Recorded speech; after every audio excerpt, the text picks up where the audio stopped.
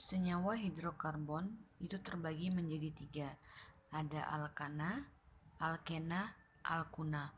Alkana ini adalah senyawa karbon yang punya ikatan tunggal.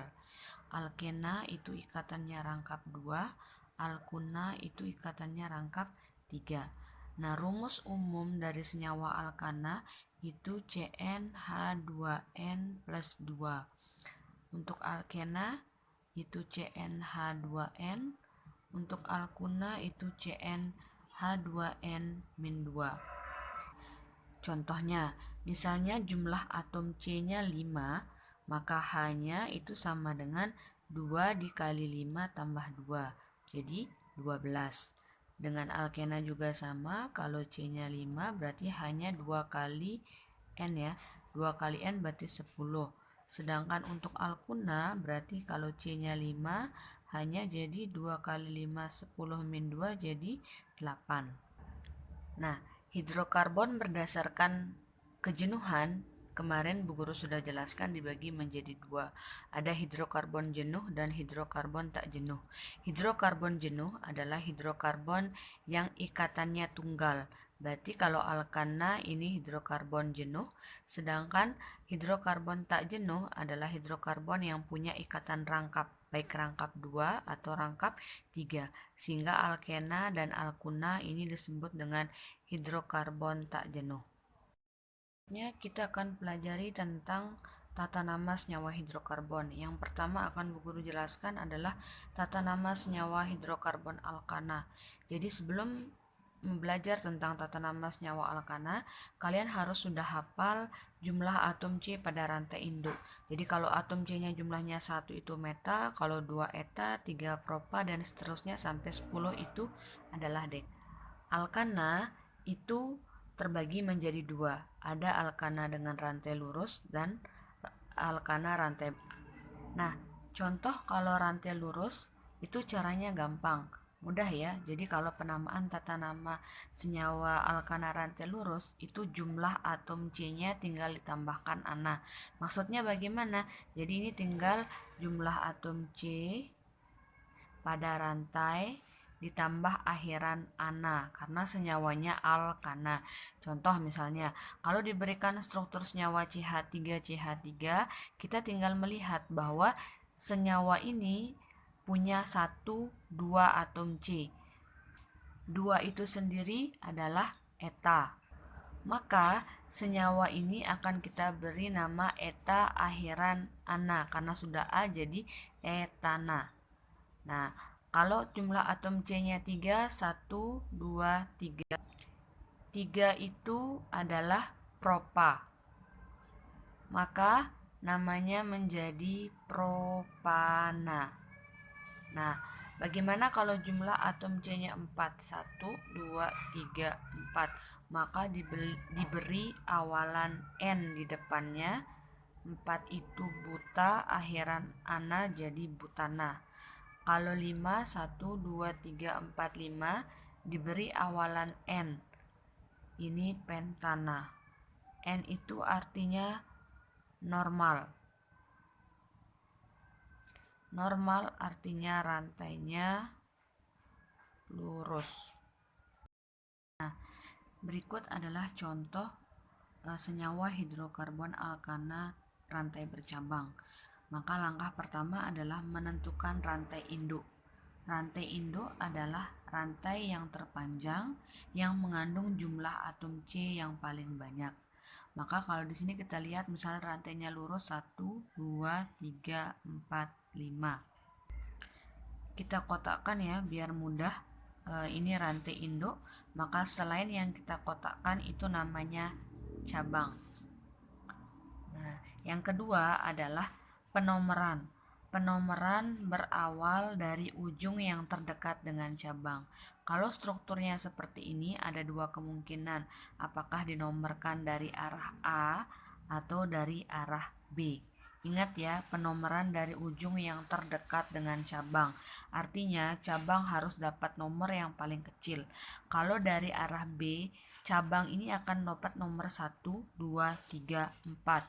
Kalau dari ujung A, maka cabangnya akan dapat nomor 1 dan 2. Maka kita memilih penomoran dari arah A. Kita kasih nomor ya. 1, 2, 3, 4, 5. Nah, selanjutnya untuk penamaan cabang, cabang itu kita sebut dengan alkil, sehingga cabang akan memiliki akhiran il. Jadi kalau cabangnya itu mengandung atom C1, maka kalau atom C1 kan tadi namanya meta, maka dia akan disebut metil. Jadi ada ilnya karena dia sebagai cabang. Kalau cabangnya itu mengandung 2 atom C, maka yang tadi kita sebut 2C itu eta jadi etil. Nah, kita lihat contoh yang tadi ya. Di sini cabangnya C-nya ada 1, maka ini disebut dengan cabang metil. Baru penamaannya itu disebut nomor cabang terlebih dahulu. 2 strip cabang apa? Metil. Baru rantai induknya ditambah ana. Lihat jumlah rantai induknya ada berapa atom C? 1, 2, 3, 4, 5. 5 itu adalah penta. Maka namanya menjadi pentana. Maka struktur hidrokarbon rantai bercabang dengan struktur seperti ini namanya 2-metil pentana. Ada cabang metil di atom C nomor 2 pada rantai induk yang mengandung 5 atom C pada senyawa alkana. Yang kedua, kita diberikan struktur seperti ini ya. Maka ingat yang pertama yang ditentukan adalah rantai induk. Nah, sudah dikotakkan ya biar lebih mudah. Jadi kemudian yang kedua adalah penomeran. Penomeran itu dari ujung A atau dari ujung B. Dari ujung A ternyata cabangnya dapat nomor 2. Dari ujung B, cabang yang terdekat juga dapat nomor 2. Maka jika kondisinya seperti ini, penomeran boleh dari arah manapun. Jadi kita coba penomeran dari arah B ya. Sudah ada penomeran ya, 1, 2, 3, 4, 5. Maka kita tentukan cabang. Ini cabangnya ada 2 cabang. Nah, cabang apa? Atom C-nya 1 itu meta karena cabang alkil jadi metil. Begitu juga sama ini menjadi metil. Maka penamaannya nomor cabangnya disebut terlebih dahulu. Karena cabangnya sama, kita sebut 2,4. Nah, kalau cabang metilnya sama, itu kita beri awalan dimetil. Kenapa di? Karena ada 2 cabang metil yang sama. Baru kita hitung lagi rantai induknya ada 5.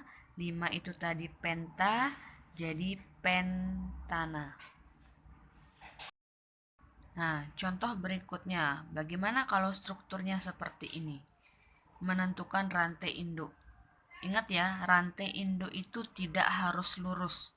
Rantai induk itu adalah rantai yang mengandung jumlah atom C terbanyak.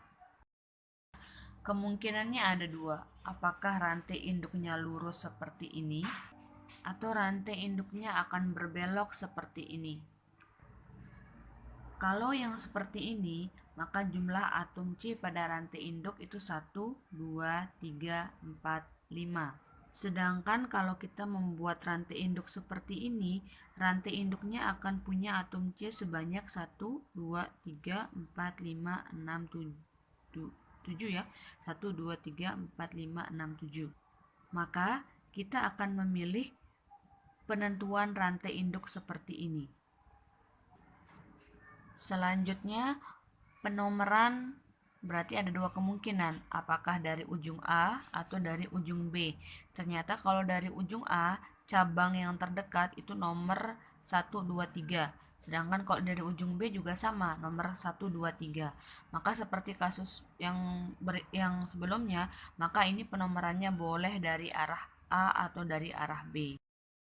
Contohnya kita kasih dari arah A sama B sama ya.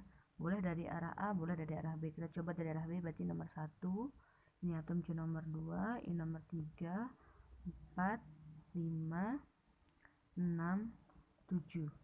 Nah, kita lihat cabangnya sekarang. Di sini ada cabang metil di atom C nomor 5 terikatnya, dan ada cabang yang sama metil juga di atom C nomor 3 terikatnya. Maka namanya akan menjadi 3,5 karena cabang yang dimiliki sama, berarti awalannya di metil. Jumlah atom C-nya ada 7. 7 itu hepta. Jadi hepta. Nah,